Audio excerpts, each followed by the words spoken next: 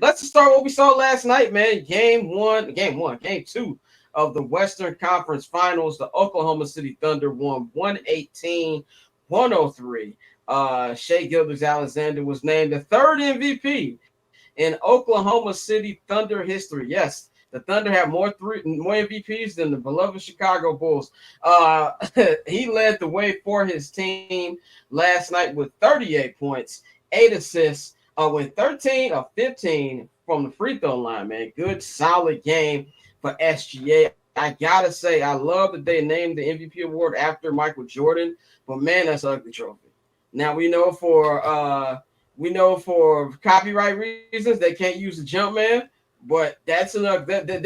You make the trophy Mike cussing out Scott Burrell or something. Like they could have did the they can do a fadeaway. You can do a fadeaway, right? Yeah, right. The fadeaway. Yeah. He said Bobby Cox rolling over his grave. We saw Ronnie's pink first. That's funny. But anyway, man, they are up 2-0 in this series.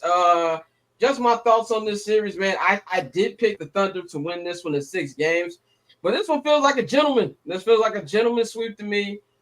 They have just been all over the place defensively. Like, we already know what this team can do offensively. And that was one of the things that annoyed me coming into this playoffs, with so many people, so many outlets saying, well, who's going to be the second scorer? I'm like, put some respect on Slim from Cash Money face, Jalen Williams, and his ability to go out there and get buckets. Like, put some respect on him. They got a deep team.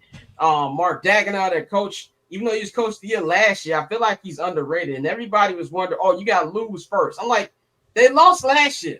Them losing to Luka and Kyrie in the Western Conference semifinals was their prepare series. And I always felt they just got past Denver that this will be it. And they've just been dominant these first 2 games, man, and really just completely taking Minnesota out their game in the fourth quarter. It's just been a game that they've been able to take over, because the first 3 quarters you've seen, they've been close.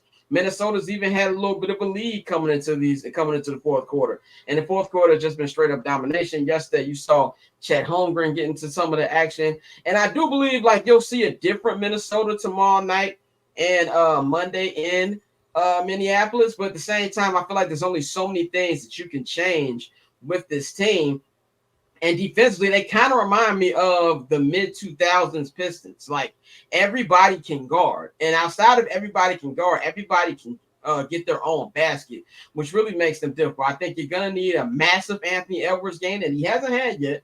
And Julius Randle is seeing what it's like going up against people that can defend you. He's had more defense on him compared to the first 2 rounds. And Rudy Gobert, this is why I've been on my Rudy Gobert hate train. I've never seen a more worthless 4-time defensive player of the year in my life. Like, he gets played off the court so many times. And so that's going to be the issue. I think the Wolves will win game 3, but I also feel that they're going to lose game 4 and game 5, because I haven't seen the Thunder lose 2 games in a row this series. And I'll say this before I give it to Dante.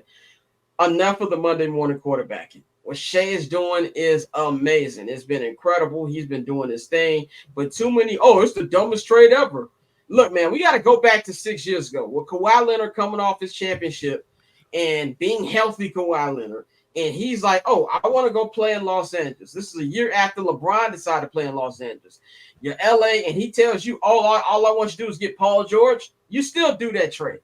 Like, it was a good long-term deal for Oklahoma City Thunder, but I think anybody calls it a dumb trade is just looking at it now compared to how they're looking at it then. Dante, give me your thoughts on this series and how you got everything going these next couple games. I don't want to count the T-Wolves out yet, but I mean, I think it's one of those situations where, like we said, we always wait for those young teams, those young talented teams, to get over that hump and to pass that big test. And beating a team like Denver going to 7 games, that might be just what they needed to put the battery in their back. Like, yeah, we can really beat anybody. They can't fuck with us. It's one thing to do it in the regular season, but to come into postseason and play the way they play, like you said, come over and you beat the team that's won a championship in the past 3 years. You beat them, and now another young team. They really running through it. Like you said, they've been everywhere defensively. Shea has been an MVP. You know, he was up and down in that Denver series, so he's really done his thing so far. It needs to. I don't think it's from the panic yet because, like we always say, until the home team loses a game, you know, then it's like, okay, let's see what's up to it. And so they pretty much taking care of business. But from what I've seen, it might be tough for anybody to beat them. I'm not gonna lie. Bang, man, tell us what's your thoughts been on this series, man. Man, Oklahoma City just looks like the dominant team, and the Timberwolves just look like the team that just simply don't have enough. They don't even look tired to me. It looks like they're spooked. It looked like game one, they got smacked up. They thought they were going to come in and be the bully. They got smacked up, and now they can no longer be the bully. I think Minnesota gets, like, the one thing about a dog is that if you slap it around enough, they're going to turn into a bitch. That's what the Minnesota Timberwolves are starting to look like. I've said on these last couple of episodes that they're dogs, they're dogs, they're dogs, they're dogs, they're dogs. But then that game, they came out and they just got bitch slapped. So now they don't look like they have the heart. I would not be surprised if this is a sweep because of that reason. Maybe they go to Minnesota and maybe they get their energy back. But they do not look like they have the mental capacity to get this thing back. So if they don't win game 3, of course this is over. But I'm just shocked to see the way that they are moving. They don't seem to have that same hunger. Yeah, it definitely feels like they look tired a little bit. You know what I'm saying? I don't want to use the tired excuse. Oh, they're tired. But it looked like they got the wind knocked out of them. And it really feels like, to me, we said multiple times in that Denver series, I think it was like game 4, when OKC was down 2-1, I think it was. And then even in game 7, we like these were grow up games. No, it wasn't game 4, it was game 5. It was game 5. Game 5 and game 7, like these were turn the corner games where you can really see the growth from this team. And now they got a leader in Shea, who this man is very cool under pressure. You know what I'm saying? I don't favor many Canadians right now, but I like Shea. And he goes out there and he shows what exactly you need. And this is something too. You know, we were just talking to Kaz about the Knicks' chances. If you're an Oklahoma City Thunder fan, and I'm not talking about people who, if you look in their history, the Sonics won. No, to me, that's like counting the Browns' history when you talk about the Ravens, because the Ravens are the Browns. You know what I'm saying? Like the current Browns are the new Browns, for those of you who don't remember.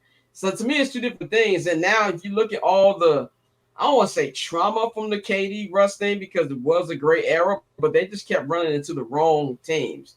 You know, they ran into the Miami Heat, the Heatles, when LeBron trying to get his first championship. You ran into the San Antonio Spurs getting their final championship. You ran into the Golden State Warriors dynasty and had them niggas on the ropes. I'll never forget game 6 in OKC when they were up 3-1 and Clay just went crazy. Now it feels like, okay, this is our chance. This is our chance to get this championship, and you knocked out the best player in the league in Nikola Jokic in the last round. Now it just feels like there's nothing else in the way for them unless somebody gets hurt.